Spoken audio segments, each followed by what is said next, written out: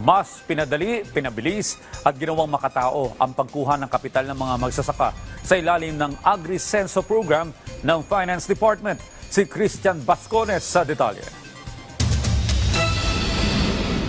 Hindi sapat na may puhunan lang. Ito ang mensahe ni Finance Secretary at Land Bank Chairman Rob G. Recto sa lahat ng mga magsasaka sa pagpapatuloy ng Agrisenso Plus program ng Land Bank.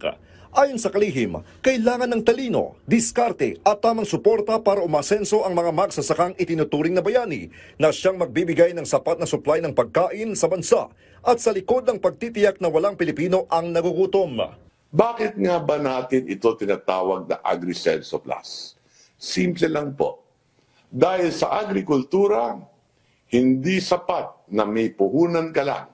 Kailangan din ng talino, diskarte, at tamang suporta para talaga tayong umasenso.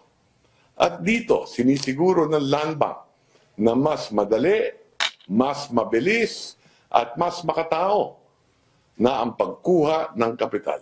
Sa Bukidnon, 1,000 magsasaka ang nakatanggap ng tulong pinansyal sa ilalim ng naturang programa.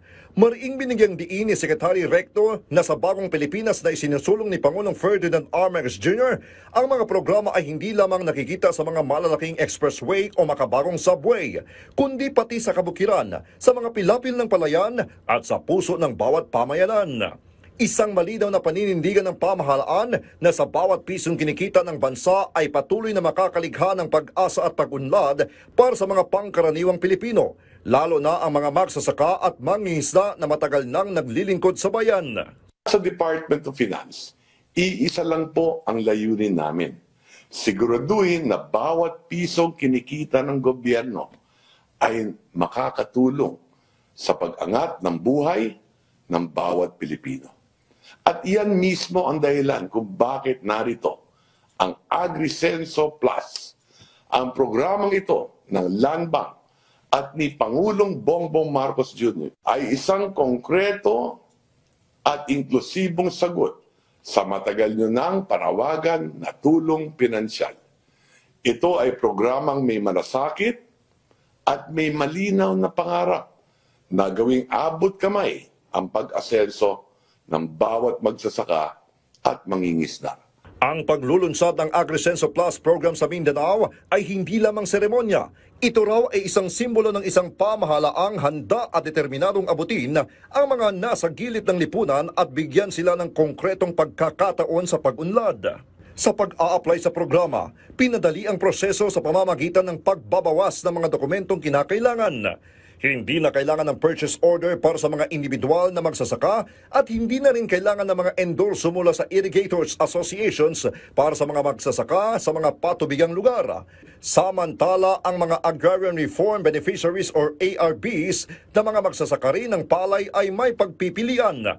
Pwedeng gumamit ang endorso mula sa Department of Agrarian Reform or DAR o sa National Irrigation Administration or NIA. Ang Agrisenso Plus ay nag-aalok ng fixed at abot-kayang interest rate na 4% per annum para sa maliliit na magsasaka, mangingisda at sa mga ARBs.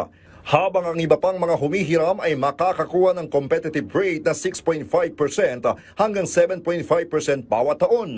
Umabot na sa higit 1 bilyong piso ang kapital na inilabas para sa naturang programa na may higit 6,000 benepisyaryo sa loob lamang ng 6 na buwan.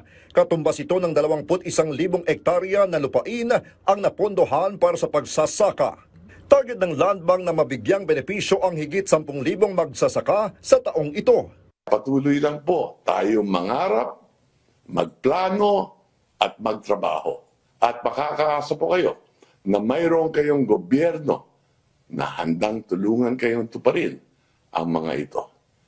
Hindi para magpa-picture lang, kundi para tiyakin may bunga ang bawat pagsisikap ninyo.